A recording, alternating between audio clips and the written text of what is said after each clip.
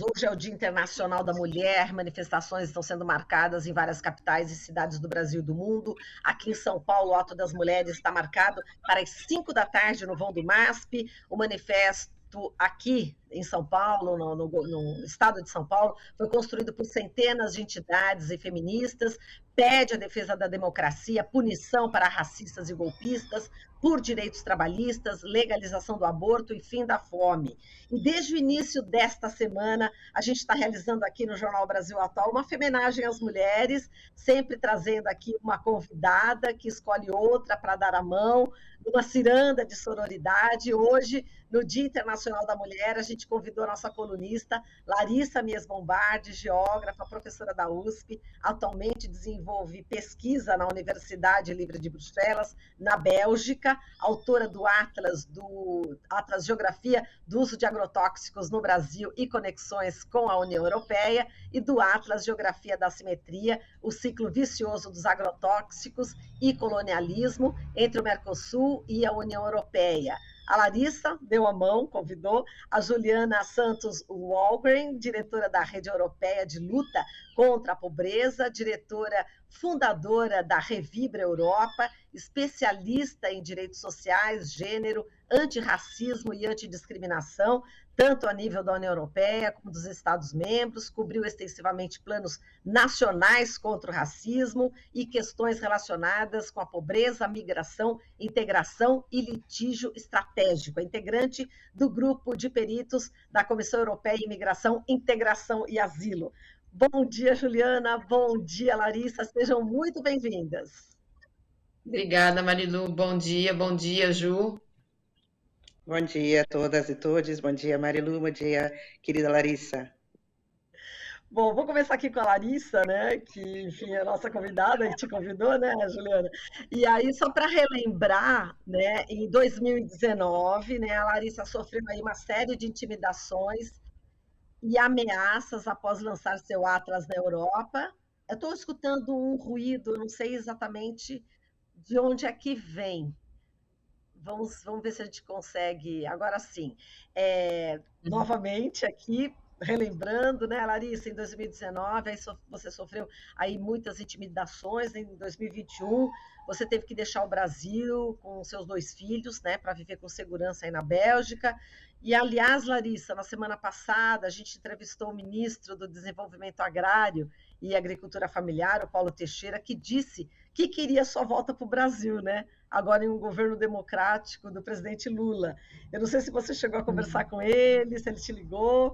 E sobre hoje, Dia Internacional... Te ligou? Diga lá. Ele me mandou uma mensagem, mas a gente ainda não conseguiu conversar. Então tá bom. Então é isso. A gente queria só atualizar as informações. E hoje, né, Larissa, Dia Internacional da Mulher, quais os motivos que te levaram à escolha da Juliana para dar a mão? Vamos lá. A Juliana, além de ser uma grande amiga, ela é um baita exemplo de mulher em muitos sentidos. Então, na luta antirracismo, na luta antimisoginia, ela é uma mulher que dá a mão para outras mulheres. Se eu puder dizer de alguém, de alguma mulher que dá a mão para outras, essa mulher é a Juliana, Marilu. Você não tem noção do que essa mulher é capaz de fazer, do que ela move o mundo. A Juliana move o mundo, ela atua com mulheres migrantes, mulheres vítimas de violência. A vida dela, eu vejo a Ju assim, o ser Juliana é estar em prol dessas causas, e ela para além desse currículo maravilhoso que você leu, dessa biografia profissional da Juliana, ela atua com a alma nesse tema. Ela me ajudou também, pessoalmente. Ela foi uma das pessoas que me acolheu em 2019, que me ajudou em todo o processo na saída do Brasil, inclusive nos elementos que são os elementos pessoais. Então, a Juliana é a advogada feminista, uma luz, uma dessas luzes que nos ajudam a construir um mundo mais justo. Por isso, a Juliana. Larissa, você falou num ponto importante, né, da nossa vida, né, pessoal, como está tudo interligado, quer dizer, como a nossa vida pessoal, como a vida nossa profissional depende da nossa vida pessoal, a gente precisa ter estabilidade, a gente precisa ter segurança, a gente precisa ter essa solidariedade, a sororidade, no caso, né, e você teve isso, né, Larissa, por isso foi tão marcante a Juliana também na sua vida. Isso, a Juliana foi marcante na minha vida. Minha primeira amiga em Bruxelas foi a Juliana, que no dia que me viu e que me conheceu, me convidou para ir à casa dela. Foi ela quem me instruiu em todas as primeiras medidas de segurança, o que eu deveria fazer, o que eu não deveria fazer. Uma das primeiras pessoas que insistiu para que eu não voltasse para o Brasil naquele momento. Eu voltei e acho que todo mundo sabe tudo o que aconteceu. Enfim, a Juliana me ajudou em todos os momentos, sabe? Desde o minuto zero. Obrigada, Ju. Acho que eu nunca tive a oportunidade de te falar isso desse jeito, mas vou ser sempre grata.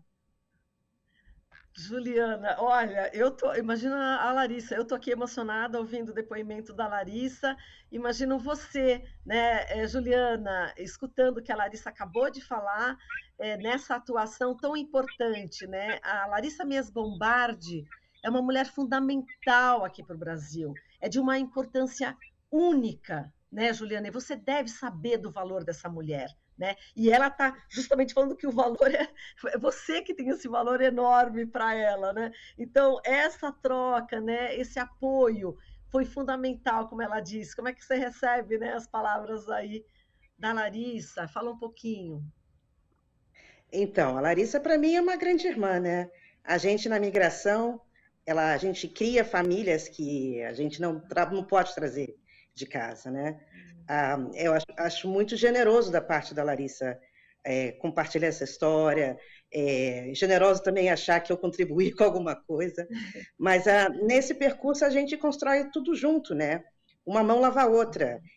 Há uma semana atrás estava a Larissa me ajudando, porque a minha organização de ajuda às mulheres migrantes na Europa não tem financiamento. E aí a gente queria trazer a equipe que nunca se encontrou há mais de 2 anos por causa do Covid, e aí a gente fez uma moradia comunitária. A Larissa foi a primeira a dar casa, da cama, da comida, ajudar em tudo. Então, uma mão lava a outra. Quando eu viajei a trabalho, porque nós somos mulheres profissionais, e somos mulheres profissionais na mobilidade, né? A gente não fica somente no nosso escritório, não somente na nossa maternidade da nossa casa, a gente leva filho para cima e para baixo, leva filho para o trabalho, leva filho para o parlamento, e nessas também, quantas vezes eu já te pedi para a Larissa ajudar com as minhas filhas, porque estamos aqui como mães solteiras também, né? Mães solos, tentando aqui, além de se manter como mulher, levantar a cabeça, ainda criar seres humanos decentes e que possam aí continuar a nossa história para o mundo. Então, Larissa, para mim, é sinônimo de força, superação, grande aprendizado, palavra humildade. Assim, se eu tivesse o CV da Larissa, eu acho que eu seria muito arrogante. E ela é uma pessoa tão genuína, tão simples, e que inspira mulheres como a gente todos os dias, Marilu. Exato. Olha só. Bom, amigas. Nossa, Juliana, obrigada. Não, é incrível isso. E você está falando. Diga, Larissa, desculpa, te cortei. Não, ia dizer que não tem nem o que falar. Mas uma coisa que a Ju falou é muito verdade. Essa coisa dessa rede que a gente cria e é uma coisa muito mágica, Marilu. É uma coisa incrível, sabe? Essa rede, mesmo entre as mulheres, aquela música eu acho que é do Beto Guedes, 1 mais 1 nunca é igual a 2, é sempre mais, e eu tenho a impressão que essa sinergia entre as mulheres, ela amplifica, não é uma soma, sabe?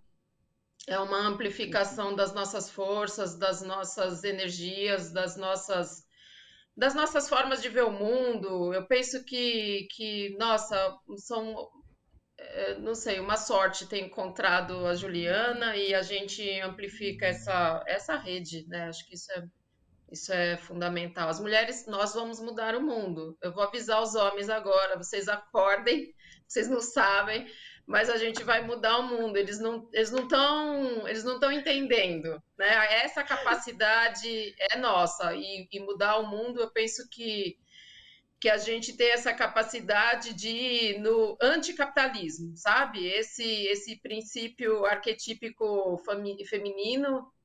E essa nossa força é uma força anticapitalista. A gente quer mudar o mundo, a gente não quer se masculinizar, a gente não quer ser homem, a gente quer outra coisa. A gente quer esse mundo com esse arquétipo feminino, que é o arquétipo da nutrição, que é o arquétipo da gestação, que é o arquétipo de dar à luz. A gente quer esse arquétipo que não é exclusivo das mulheres. Acho que daí a Juliana pode falar muito melhor do que eu sobre esse tema.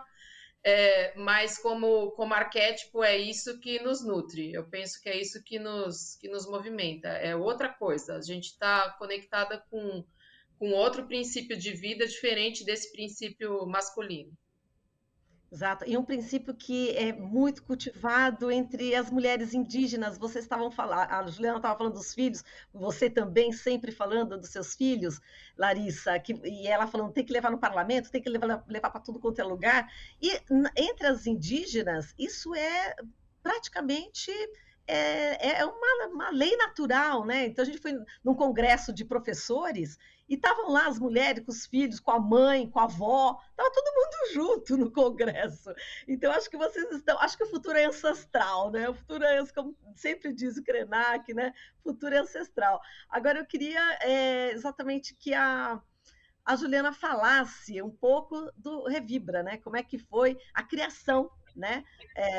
Enfim, dessa organização, que inclusive é citada aqui em documento da ONU, né? Tem ganho 2 páginas, né? Está inserida no documento Empoderando a Diáspora Sul-Americana como Agente do Desenvolvimento Sustentável da Organização Internacional das Migrações, Agência das Nações Unidas para as Migrações, que é o principal organismo intergovernamental no campo da migração e que trabalha com colaboração com parceiros governamentais, intergovernamentais e não governamentais. Conta para gente sobre a Revibra, Juliana. Que honra poder falar aqui com vocês sobre a Revibra. A Revibra nasceu de um grupo de amigos que tinham diferentes perfis, Marilu. Tinha eu, que tinha estudado Direito, tinha um colega que foi fundador da Parada Gay de São Paulo, tinha um outro colega que era... A outra colega que era assistente social, tinha uma colega que era médica, uma colega que era psiquiatra infantil, e nasceu dessa necessidade de trazer para a comunidade brasileira algumas respostas ao problema, não só da violência doméstica, mas também o problema da migração. Apesar da Revibra se chamar Rede Europeia de Apoio às Vítimas de Violência Doméstica, a violência de gênero ela é multidimensional.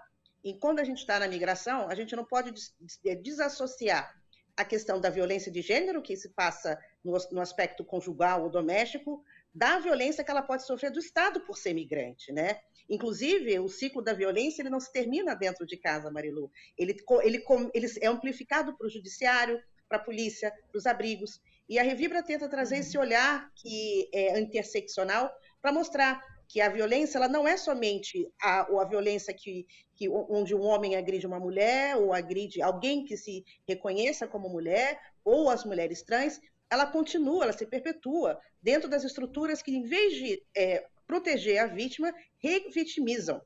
E ainda, em casos extremos, criminalizam, né? Que são os casos das mulheres trans, os casos das migrantes sem documentos, que ficam aí também lutando para continuar na migração a sua história sem ser violentada.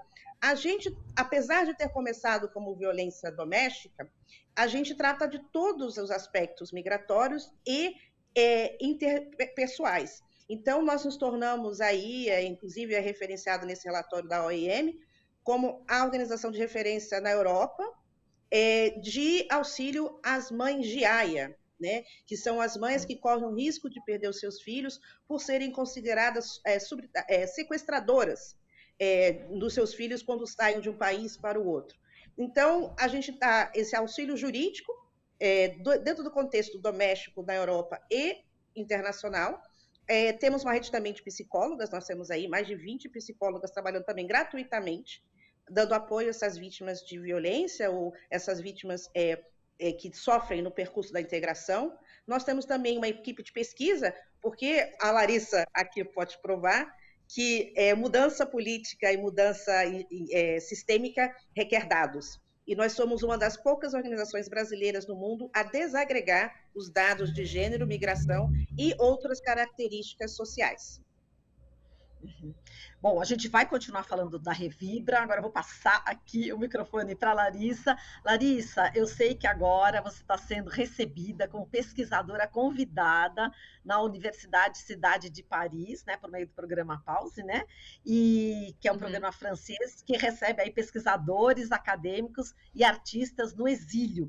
Conta mais para a gente e qual que é o seu projeto, né, qual o projeto que você deve desenvolver aí nessa universidade. Eu vou começar pelo final. O projeto tem tudo a ver com a pauta de hoje. É um projeto que investiga o impacto dos agrotóxicos nas mulheres e na infância. Então, ele tem essa perspectiva de gênero, porque numericamente o número de mulheres intoxicadas é menor do que o número de homens, mas na verdade a discussão que eu vou trazer nesse projeto é de que as mulheres são as mais impactadas. Na verdade, ao fim e ao cabo, as mulheres são as mais impactadas, seja porque somos nós quem lidamos com a morte no nosso próprio corpo, em função da exposição aos agrotóxicos, por conta dos abortos espontâneos, por conta das crianças com malformação fetal, que nascem em função da exposição a agrotóxicos, por conta das crianças que desenvolvem, por exemplo, puberdade precoce, e puberdade precoce, como eu já falei aqui, né, Marilu? Às vezes, quando a gente ouve essa expressão, a gente imagina que são meninas menstruando cedo e não é nem disso que se trata. São casos de meninas, bebês de 2 anos com mamas e pelos pubianos em função à exposição a agrotóxicos. Então, é uma carga, além de física, também emocional e psíquica que está nas nossas costas e no nosso corpo.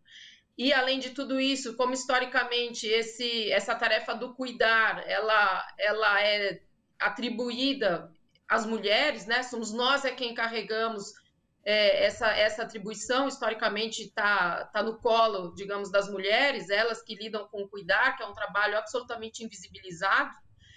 Então, ainda tem isso, quem vai cuidar das pessoas que estão intoxicadas, sejam os próprios parceiros, sejam os idosos, as crianças ou outras mulheres, são mulheres cuidando de uma carga que é desigual. Então, a gente tem esse colonialismo molecular, esse colonialismo químico imposto pelas grandes corporações situadas no hemisfério norte e que nos atingem desigualmente. Então, atingem desigualmente em termos norte-sul, e também quando a gente olha para o país, quem é que é mais atingido?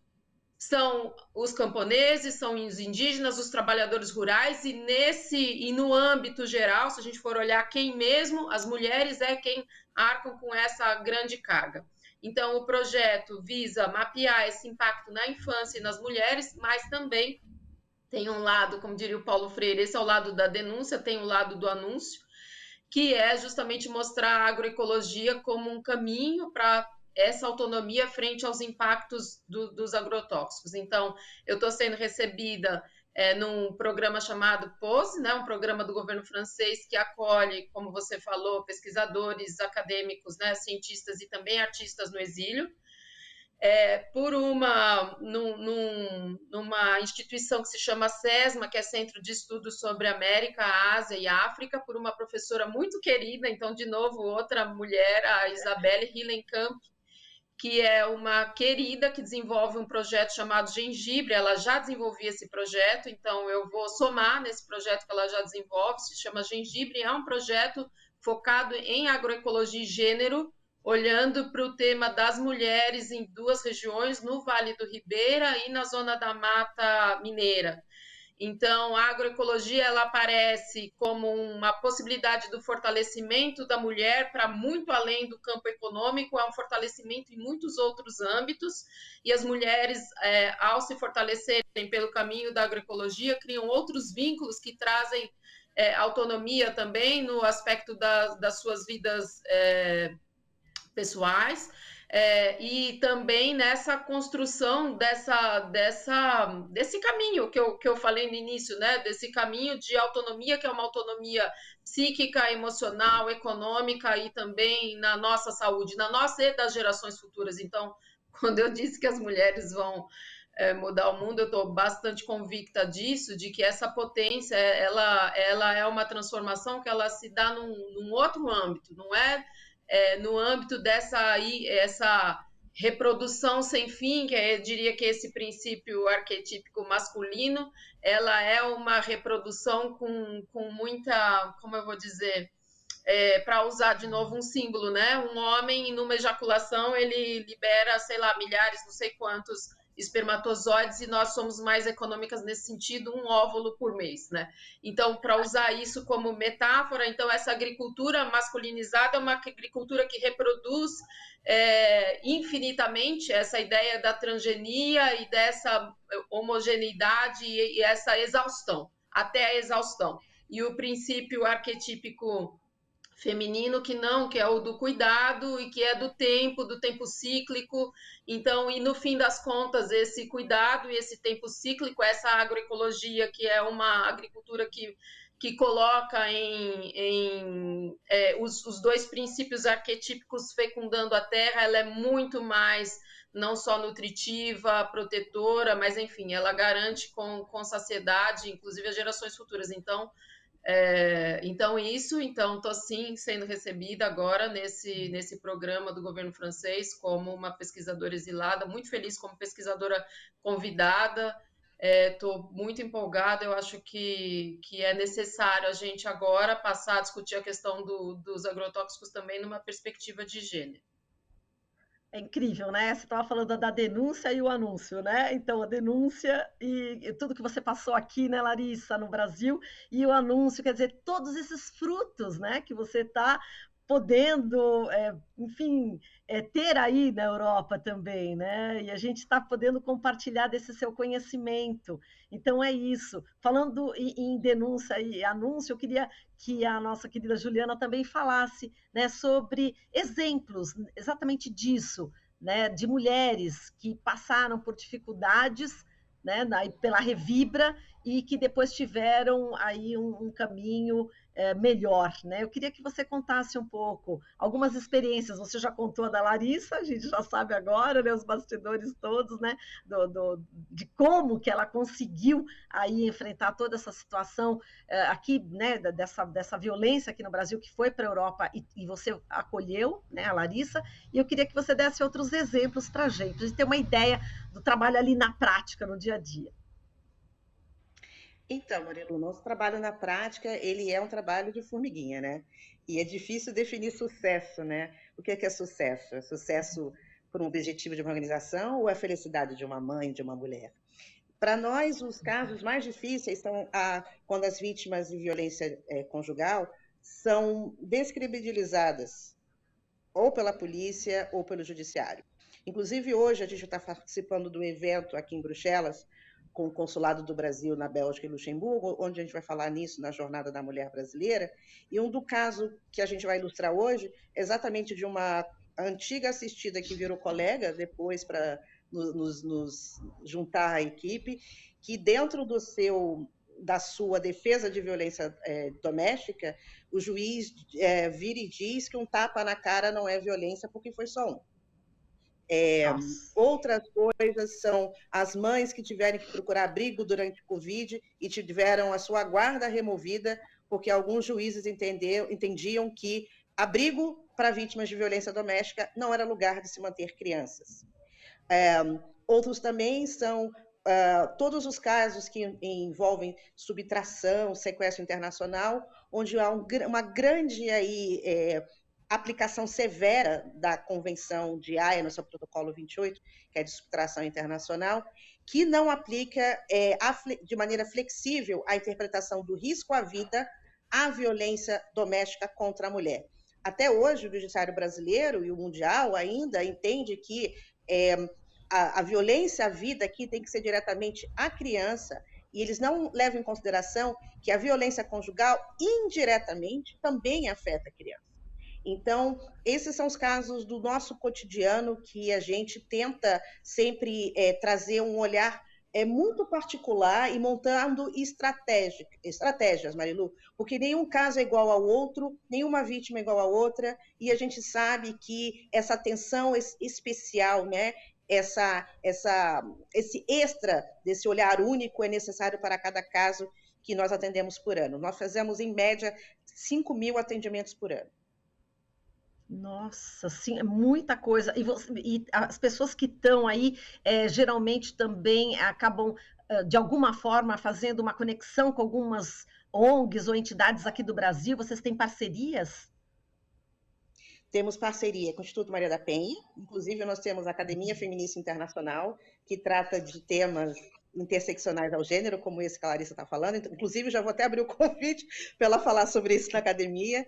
Nós temos também um coletivo que se chama Superação contra a Violência Doméstica do Rio de Janeiro, com a nossa querida advogada Marília Bolt, e também trabalhamos muito com o coletivo Mães de Aia, que é esse coletivo de mães que sofreram ou estão sofrendo denúncias no judiciário por terem trazido seus filhos de volta ao Brasil num desespero para tentar fugir, em vários casos, a maioria dos casos, ou da violência do judiciário institucional, ou da violência doméstica.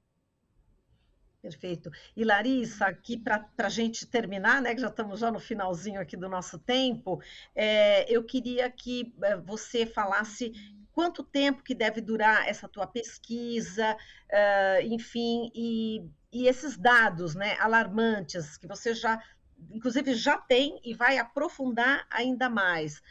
De que forma a gente pode, o poder público, agora nós estamos num governo democrático, né? E de que forma esse teu estudo pode ajudar a transformar o nosso mundo brasileiro aqui, o nosso país? Olha, Marilu, aproveito para dizer o seguinte, eu estou organizando um grupo, ele já está organizado, estou coordenando um grupo que se chama IPSA, International Pesticides Standards Alliance, e a gente vai agora lançar em Nova York, entre o dia 22 e 24, vai ter a Conferência das Nações Unidas para a Água, e a gente vai lançar essa aliança. Então, é uma aliança que envolve representantes dos diferentes continentes para a gente criar um marco regulatório internacional para agrotóxicos. Então, a ideia é que a gente tenha uma legislação das Nações Unidas, uma nova convenção, não sei ainda qual seria a forma jurídica disso, acho que a ideia é dar o pontapé inicial para que a gente comece a discutir qual vai ser essa forma, porque o que há hoje são 3 convenções das Nações Unidas para lidar com substâncias tóxicas, nenhuma delas é direcionada diretamente para agrotóxicos e elas são muito limitadas. Por exemplo, a União Europeia tem uma regulação própria desde 2006 para agrotóxicos, então é uma bolha, eles estão, entre aspas, protegidos, porque obviamente eles também são afetados pelos alimentos que eles importam, mas é muito diferente da exposição que nós sofremos no Brasil. Então, a ideia é que a gente tenha uma regulação única para agrotóxicos e eu penso que o Brasil pode ter um papel essencial nisso. Toda vez em que uma convenção é proposta, um país cedia essa convenção. Eu penso que é o melhor momento. O Brasil é o país que mais importa agrotóxicos no mundo e é o que mais usa agrotóxicos no mundo em termos de volume. Então, seria fundamental que um governo como esse, que está absolutamente comprometido com os direitos humanos, com a proteção ambiental, que o Brasil cedia essa proposta. Então, a gente já buscou entrar em contato com o governo para que o governo apoie a iniciativa e, quem sabe, o Brasil possa sediar, possa abraçar e encampar essa proposta. Eu penso que esse é um passo, sabe? Que a gente tem uma única regra para o mundo todo, que não é possível que a gente continue lidando com essa assimetria, e eu acho que o meu trabalho pode contribuir nisso, acho que de alguma forma tem contribuído e vai contribuir mais, porque o atual estado de coisas e com esses dados que eu pretendo mostrar, a gente vai começar a provar o quanto esse padrão de agricultura, esse padrão de uso de químicos na agricultura está impactando inclusive as gerações futuras. Então a gente tem o direito da criança tão reconhecido pelas Nações Unidas e a gente está afetando a criança antes mesmo dela nascer. Então eu penso que esse trabalho vai ser mais um elemento fortalecedor nessa construção um outro patamar com relação a essas substâncias tóxicas e espero que um patamar em que a gente almeje a superação do uso dessas substâncias, ou seja, a eliminação programada do uso dessas substâncias, espero que na nossa vida. Muito bem, a gente sempre já está terminando aqui a nossa conversa, mas fica sempre na minha cabeça, uma das primeiras entrevistas, né, que a gente fez, né, Larissa, quando você fez aí o Atlas Radiofônico, né? E a gente sabe que o limite, né, de glifosato na água aqui no Brasil é 5.000 vezes maior do que na União Europeia. Isso ficou na minha cabeça sempre, já cobrei o ministro do Desenvolvimento Agrário, como é que a gente vai poder mudar isso? E ainda você fala todo desse evento, então acho que estamos a caminho, né, Larissa? E com isso eu quero, né, com essa ideia, né, de transformação, de possível mudança, eu me despeço de vocês, agradecendo demais aqui a participação, né, tanto aqui da nossa querida Larissa Mies Bombardi, como também também agora querida, né, a Juliana Santos Wahlgren, né, ela que é diretora da Rede Europeia de Luta contra a Pobreza e diretora fundadora da Revibra Europa, e a Larissa Mies Bombardi, que vocês já conhecem, geógrafa, professora da USP, e agora vai fazer um trabalho também com a Universidade aí da cidade de Paris. Muito obrigada, Larissa, muito obrigada, Juliana, feliz aí de mulheres, muita luta, um beijo. Para nós, um beijo, Marilu. Tchau, querida. Estamos apresentando Jornal Brasil Atual. As notícias que os outros não dão.